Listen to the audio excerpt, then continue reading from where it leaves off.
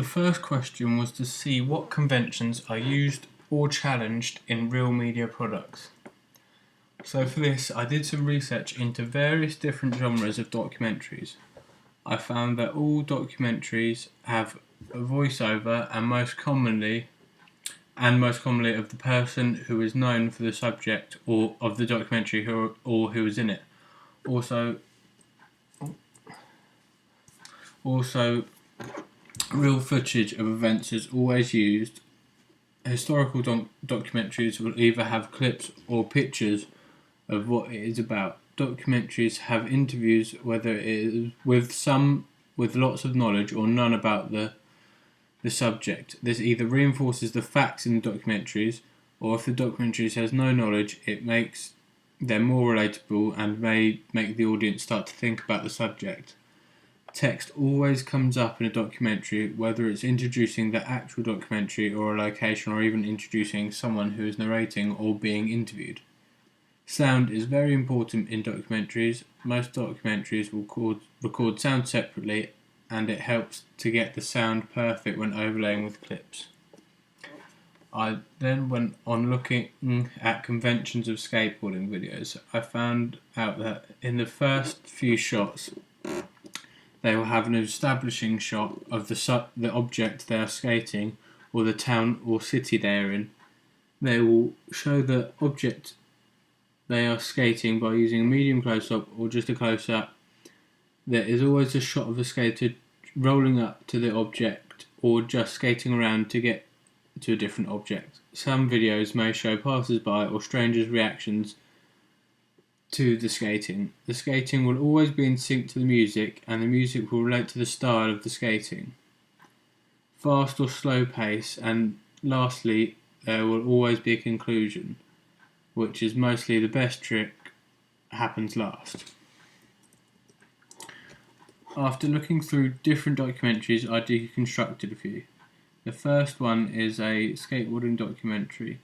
It follows conventions seen in documentaries and skateboarding videos. Almost every shot has some text, either as subtitles or information.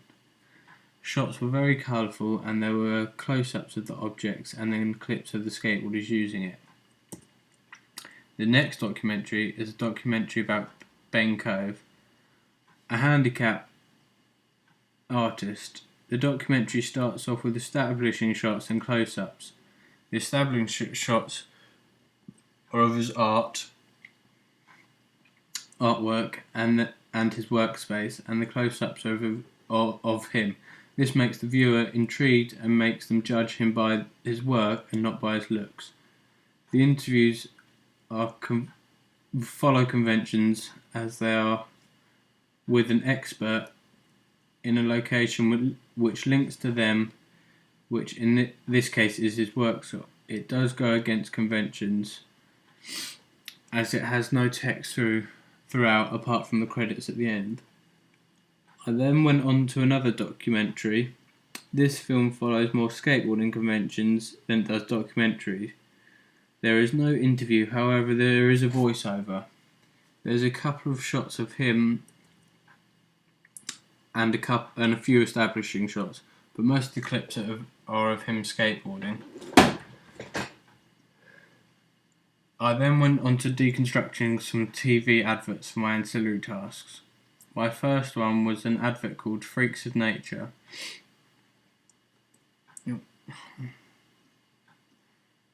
And it is about athletes who compete in the Paralympics. I found the conventions of the adverts, they all had the title of the documentary, the logo of the channel it was showing on, the date and time it was on, the logos of the sponsors, and a sentence about the documentary.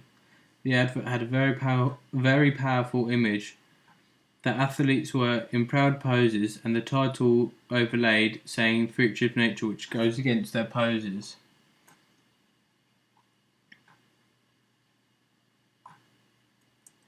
The next TV advert I deconstructed was Britain's Forgotten Children. It follows all the same conventions as the other TV adverts. It also has a very powerful image of a child sinking into the pavement. This and the Freaks of Nature adverts are both on Channel 4, so both follow similar conventions and colour schemes.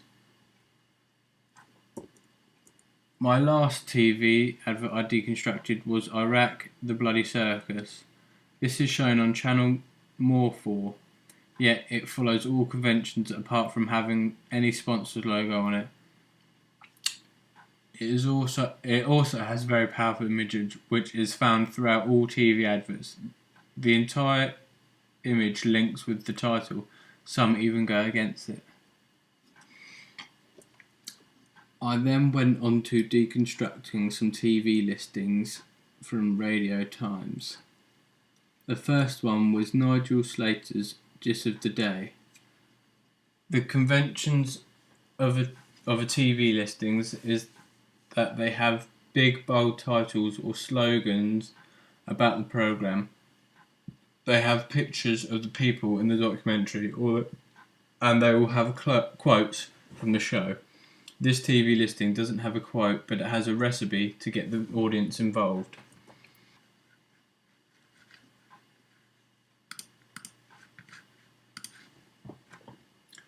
The next TV listing I went on to was for a documentary called Now What. It follows all conventions by using pictures, some old ones because it has a bit of history in the documentary. It has quotes which links to the pictures it is underneath and also shows the date, time and channel it is on. The final TV listing is a documentary called Andrew Marr's History of the World. This is a huge, bold and colourful title to draw in attention. It also gives a good insight into the show in just a sentence so people can decide there and then if they'll enjoy it or not. It also follows all conventions with the picture and the date, time and channel is being shown on. My documentary follows regular conventions as it has all the right shots, establishing shots, close-ups and interviews. I did some research into different documentaries from different genres to see what the similarities they had. After researching into a couple of different genres, conventions became clear. Emphasis on the subject and the people who are being interviewed is very important. However, in the genre of my documentary, there are a lot of clips of the subject skateboarding, lots of lifestyle shots, and lots of location shots. I have used conventions from both documentaries and skating videos, as I have clips of them skating with a voiceover. Question 2. How effective is the combination of your main product and ancillary task? My ancillary tasks are very important for my main production. My TV listing helps explain to people who may not understand as much about skateboarding. It gives them an outline to what it is about and what they can expect. It gives them an insight into the skateboarder's brain and how they view things. It may also make people think differently about how they view everyday objects. It goes hand in hand with my documentary to help people understand and let people know about it. My TV advert tells audience what time, date and channel it is on. The photo gives a little glimpse into the documentary. Everything in the picture can explain what the documentary is about. It is a skateboarder using everyday architecture differently to how a normal person would. You can also see the wear that the skaters have left by using it. It is purely to get people's attention so they are aware about the documentary. That is why it is a very eye-catching image with bold text. Question 3. What have you learned about your audience feedback? I have learned that my documentary has a very specific audience.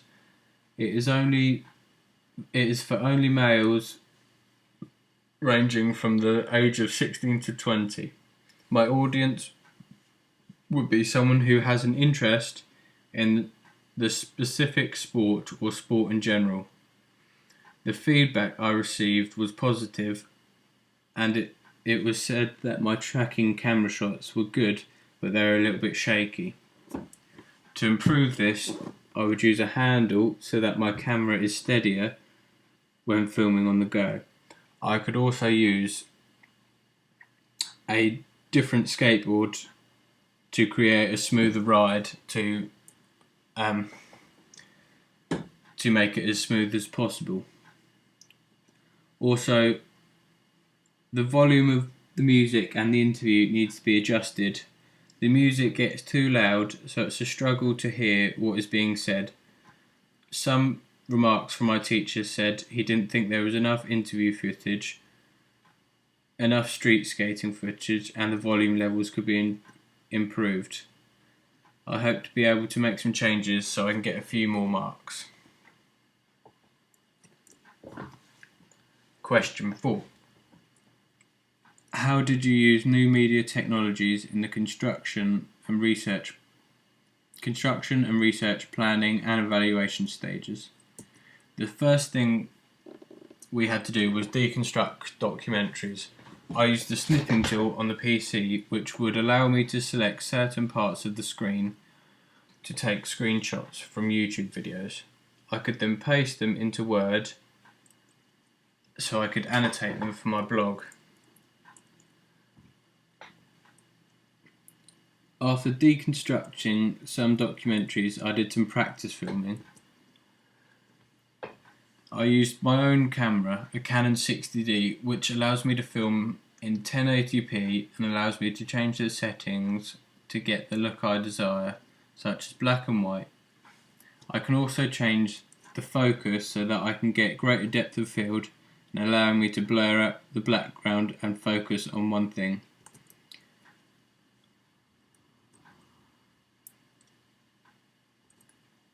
I then used Premiere Pro to edit the clips, which is a very high-tech editing software. This allowed me to crop, change the speed of any clips and add effects to them. It also lets me add sound onto my videos so that I could have the sound from the interviews overlay the skateboarding clips with the interviewee showing, without the interview showing. I used YouTube to get inspiration from some of my shots, such as the composition and angles.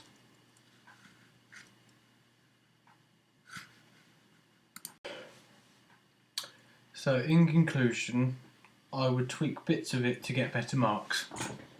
I would go back and try get more footage of architecture and close-ups of it.